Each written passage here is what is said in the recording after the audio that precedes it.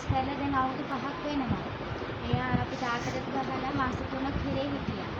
ඒකින් පස්සේ මට ළමයිට සල්ලි දුන්නෙත් නේ, ළමයි බැලුවෙත් නේ, අපිට මොකුත් නඩුවක් දාලා ඒ සල්ලි ගෙවුවා නේ. ඒ හින්දා මම ඒකට නඩුවක් දෙන්න නේ ඒක අත්හැරියා නේ. එතන තමයි හිටියේ. පස්සේ මම වෙන එකක් බැලුවා. දෙවෙනි කසාදයක් බැලුවා. දැන් ඉඳලා මාස 5ක් වෙනවා.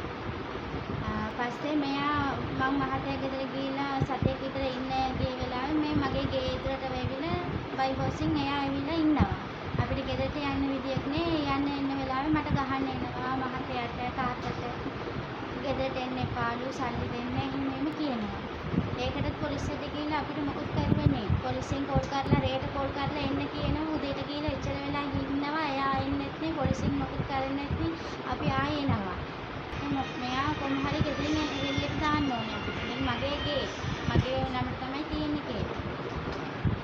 ඒ අයිස් බීලා ගේත් ලයිස් විකුණනවා. ළමයි තුන්දෙනෙක් බලන්නෙත් නේ, ඒගොල්ලන්ට සල්ලි ගෙවන්නෙත් නේ, දෙන්නෙත් නේ.